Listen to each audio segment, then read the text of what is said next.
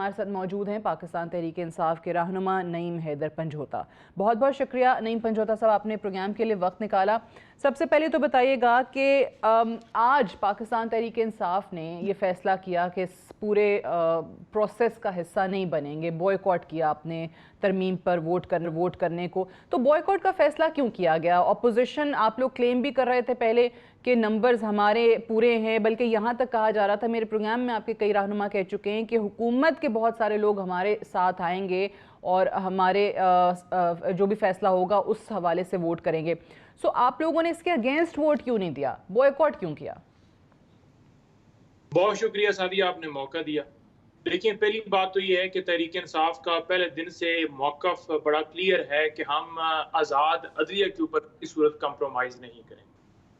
Number 2 बात ये रह गई कि जब ये मुसवदा लाया गया जिसमें अदलिया को मुकम्मल तौर पर कंप्रोमाइज़ करना था, तो जब ये सामने आया हमने मुकम्मल तौर पर इसकी मुखालफत की।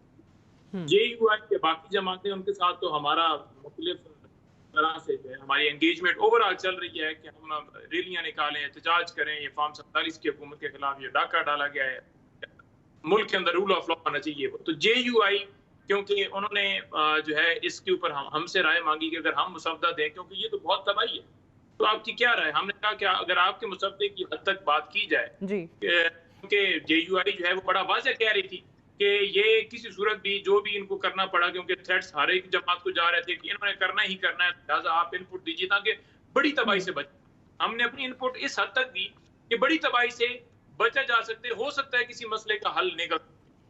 लेकिन जब हम देखा कि ये इस वक्त भी जो मुसवदा पास किया जा रहा है उसके अंदर अदलिया को मुकम्मल तौर पर कंप्रोमाइज किया जा रहा है, तो हमने बिल्कुल कहा कि हम वोट नहीं देंगे, किसी सूरत नहीं देंगे। और जहाँ तक अदलिया की बात है कंप्रोमाइज होने की, तो जब एक हुकूमत जो है वो किसी जज को तैनात करेगी या कोई वहाँ पर बेंच बनाएगी सुप्रीम कोर्ट के अंदर, तो डेफिनेटली वो अदलिया की आज़ादी तो ना रहेगी। ठीक है, उसमें शामिल शिकों की तरफ भी आते हैं, लेकिन नईम पंजोता साहब, अब जिस तरह हुकूमत कह रही है, अब पाकिस्तान पीपल्स पार्टी का बड़ा वाज़ेह मौक़िफ़ था कि आईनी कोर्ट होना चाहिए, वो उस मौक़िफ़ से दस्तबरदार हो गए, मौलाना साहब नहीं मान रहे थे, तो उनको ज़ाहिर है पीछे हटना पड़ा। सो अगर इसी तरीके से बात बढ़ती रहती, पार्लिमानी कमेटी के अंदर आपके लोग भी मौजूद थे जो इस मामले को डिस्कस कर रहे थे, सो मौलाना काफ़ी हद तक शायद कायल कर पाते पाकिस्तान तहरीक इंसाफ को, बट हुकूमत ये कहती है कि क्योंकि आप लोग चाहते ही नहीं थे इस पे बात करना, तजवीज़ देना ख़ास तौर से, इसलिए बात पाकिस्तान तहरीक इंसाफ की तरफ से आगे नहीं बढ़ी। नहीं, देखिए, जहाँ तक मौलाना साहब के साथ बात थी, तो हमने तो मुकम्मल तौर पर जितना हो सका कि इस मुल्क को तबाही से बचाया जाए तजावीज़ दी। और अभी भी अगर मौलाना साहब का आज भी मौका देंगे तो अभी भी वो भी कह रहे हैं कि अभी भी मेरी सजेशन होंगी कुछ कि वो उसके अंदर ऐड की जाए। जहाँ तक बात है अगवाकारी की या उनके बंदों को हासिल करने की, तो वो मौलाना साहब का बिलावल साहब के खड़े होकर कह रहे हैं कि हम बिल्कुल इत्तफाक की हद तक पहुंच चुके हैं, लेकिन वो जो सिलसिला बंद नहीं हुआ। तो ये जो एक चोरी वाले तरीके से लाई गई, लोगों को जबर पर या तो खरीद कर पैसे या जो भी तरीकाकार किया गया, उसके अंदर वाज़ेह नजर आता है कि आपने चोरी की है या आप गलत चीज करने जा रहे हैं जिसके लिए सारा आपको ये करना पड़ा।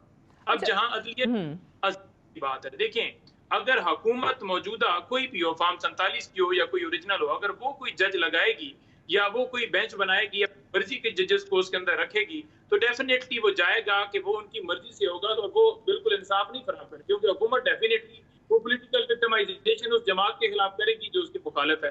दूसरा, एक सुप्रीम कोर्ट के अंदर एक तरीकाकार 1999 से ये एक तय हो चुका है कि मोस्ट सीनियर जज जो है वो चीफ जस्टिस होगा, और इसमें जो तरमीम के जरिए ये चाहते हैं कि अपनी मर्जी का वहां पर चीफ जस्टिस लगाया जाए, जो कि वाज़ेह नजर आता है कि आप मुदाखलत करें, जो कि बिलावल के वालिद नाना भी ये कह चुके हैं कि हम किसी सूरत अदलिया के ऊपर कंप्रोमाइज नहीं करेंगे, ये एक अलग सतून है।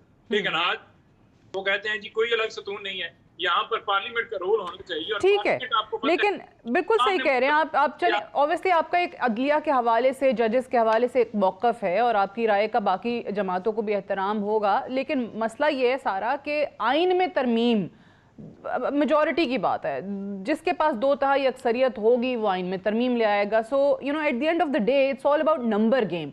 अब दोनों तरफ से कहा जा रहा था कि जी हमारे पास नंबर पूरे हैं। आप लोग, रऊफ हसन साहब मुझे याद है मेरे प्रोग्राम में कहकर गए थे कि जी हमारे पास तो हुकूमत के काफ़ी लोग हैं जो इस तरमीम के खिलाफ वोट करेंगे। सो अगेन पार्लियामान की हद तक तो पाकिस्तान तहरीक इंसाफ को शिकस्त हुई कि आप लोगों को बॉयकॉट की तरफ जाना पड़ा, आप लोगों के नंबर ही पूरे नहीं हो रहे थे। और दूसरा, वो जो 2 सेनेटर्स के हवाले से बैरिस्टर गौहर कहते हैं कि जनाब हमारे डॉक्टर जरका और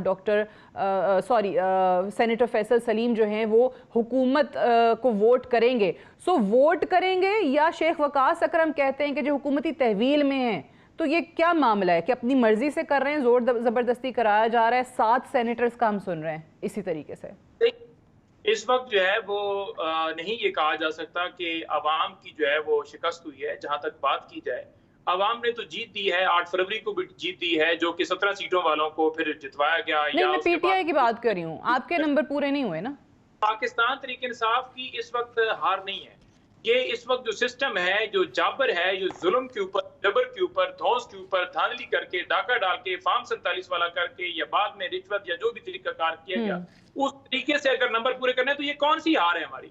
हमारी तो जीत है। अवाम ने राय दे दी, अवाम हम भी खड़ी है। आप एक कागज या एक आइन को मानती नहीं, या आप सुप्रीम कोर्ट की हुई अगर फैसला आता है आप मानती नहीं, तो फिर आप ये तो कह सकते कि ये सुप्रीम कोर्ट की हार है, बल्कि उस हार है जो इंशाअल्लाह ताला किसी न किसी दिन उसकी शिकस्त होगी और वो मुंह दिखाएगी। माजी में नंबर तो आप लोगों के लिए भी नईम साहब पूरे किए जाते रहे ना। सादिक संजरानी के टाइम पे नंबर तो आपके भी पूरे नहीं थे, वहां से लोग आ जाते थे PMLN के, पीपल्स पार्टी के, और वो वोट कर जाते थे जो भी आपकी रेजोल्यूशन या जो भी आपका बिल आता था। नहीं, जो एक्सटेंशन की आप बात कर रहे हैं, उस वक्त भाजपा की और एक्सटेंशन के अंदर अगर पीपल्स पार्टी ने, नून लीग ने वोट किया है, तो वो नून लीग या पीपल्स पार्टी को वोट जो है वो भाजपा का नहीं करके दिया है, तो इस सिलसिले को तो बंद होना चाहिए। अगर ये कहा जाए कि पाकिस्तान तहरीक इंसाफ के दौर में किसी आर्मी चीफ की एक्सटेंशन हुई है, बट अभी देखें, अभी बिल्कुल ठीक है, लेकिन अभी देखें मेरे पास सेनेट के भी और नेशनल असेंबली के भी नंबर्स मौजूद हैं। अगर हम निकाल दें पाकिस्तान तहरीक इंसाफ को, हम बाकी अपोजिशन जमातों को निकाल दें, तो फिर भी बहुत आराम से कंफर्टेबली वो लोग पास इसको पहले भी कर सकते थे। लेकिन वो कंसेंसस बिल्ड करना चाह रहे थे PTI के साथ, दीगर अपोजिशन जमातों के साथ। मैं वही गुजारिश कर रहा हूँ, दीगर अपोजिशन जमातें जो हैं वो अगर आप देख लें, BNP वो क्या कह रहे हैं, मैंगल साहब क्या कह रहे हैं, नसीमा क्या कह रही है कि कैसे उसके बेटे को और उसके हस्बैंड को उठाया गया। इसी तरह से आप देख लें JUI वाले क्या कह रहे हैं कि हमारा एक सेनेटर उठा लिया गया है, दूसरे को भी इसी तरह से हरासा है। इसी तरह अगर आप देख लें ANP, वो भी यही कह रही है। तो तमाम जमातों को थ्रेट्स करके, डरा के, अब मौलाना साहब को पता था कि ये जो भी हो इन्होंने उठा के सारा कुछ करके तो उन्होंने करना है, तो लिहाजा चलो ये है कि जितना जिस हद तक बड़ी तबाही से बचा जा सके उसके अंदर जितनी सजेशन हो ऐड कर दें। अभी भी वो तो कह रहे हैं कि काफी चीजें हैं जो हम समझते हैं कि होनी चाहिए, क्योंकि अभी एडिशनल एजेंडा डिस्कस भी होगा और आज उसके ऊपर डिस्कशन भी है। तो मैं ये समझता हूँ कि ये ऐसी कानून साजी जो है वो करना और इस टाइम के ऊपर करना और इस तरीके से करना, इस जमहूरियत के ऊपर मैं ओके, अब आगे की बात करते हैं। 26वीं आईनी तरमीम आ गई, हुकूमत जो है, तमाम इत्तेहादी जमातें जो हैं वो ऑब्वियसली पहले से ये बात कर रही थी कि ये बहुत बड़ी हमारी कामयाबी होगी। अब पाकिस्तान तहरीक इंसाफ क्या करेगी? आपका आगे का लाहे अमल या स्ट्रैटेजी क्या है? देखिए, ये मसला जो है सिर्फ तहरीक इंसाफ का नहीं है, ये मसला इस पूरे पाकिस्तान की अवाम का है, ये हर वकील का है, ये हर शहरी का है। और इस मसले के हल के लिए लोग जो हैं, तहरीक इंसाफ हो या वकला कम्युनिटी हो, वो आवाज़ बुलंद करेंगे, आवाज़ उठाएंगे। सड़कों पर भी है और कानूनी तरीकाकार भी है कि आप उस आईनी तरमीम को चैलेंज करें। तो वो दोनों चीज़ें जो हैं वो बिल्कुल होंगी। जहाँ तक बात है कि क्या ये इस प्रोसेस जो इन्होंने सारा किया है इसमें इनको कामयाबी मिलेगी या ये अमेंडमेंट्स रहेंगी, नहीं रहेगी। इंशाल्लाह इनको खत्म होना होगा। बट आप एहतजाज की बात करते हैं तो सड़कों पे तो आपकी अपनी लीडरशिप नहीं नजर आती है। आपकी अपनी लीडरशिप के आपस में इतने झगड़े चल रहे हैं, एक दूसरे पर वो बयानबाजी और लफ्जी गोलाबारी चल रही है कि एक जो है वो दूसरे को कहता है कि ये किसी और का एजेंट है, दूसरा जो है वो तीसरे पे इल्जाम लगाता है। देखिए, बात ये नहीं है, हम सारे सड़कों पर भी रहे। आपने देखा कि इस वक्त 25% हमारी लीडरशिप इस वक्त जेलों में है, और जेलों में इसी वजह से है कि वो सड़कों पर आए। अब भी जो सड़क के ऊपर आता है उसे उठा लिया जाता है और फिर कर दिया जाता है। मेरे भाई अभी तक है। इसी तरह से अलीमा खान, उनकी खान साहब की बहनें सड़क पर खाली आई, उनकी बहनों को उठा लिया। तो वो तो उठा कर अपनी मर्जी से फिर डाल दो, कर दो, या केसेस इतने बना कर डाल दो। 9 मई वाले मुकदमा में कानून नहीं है ना। अगर यहाँ पर कानून होता, किसी को प्रोटेस्ट करने की इजाजत होती, तो आज आप देखते कि हर बंदा कोई भी यहाँ बाहर ना होता पाकिस्तान से, सारे यहाँ होते। तो ऐसे अमल के अंदर कोई ये कहे कि ये काम क्यों, बल्कि मेरा ख्याल में इस चीज को पॉइंट होना आउट करना चाहिए कि ये जुल्म क्यों किया जा रहा है। ये पाकिस्तान के लोग नहीं है, पाकिस्तान की शहरी नहीं है, पाकिस्तान की अवाम नहीं है, कोई सियासत करता है। राइट, तो आपको लग रहा है सिर्फ पीटीआई नहीं, आप एक्सपेक्ट करें कि वकला तंजीमों की तरफ से भी इस पे भरपूर एहतजाज जो है वो आपको नजर आएगा, सड़कों पे वो नजर आएंगे? बिल्कुल, दोनों right, thank you very much. बहुत नईम हैदर पंजोता साहब प्रोग्राम में ज्वाइन करने के लिए।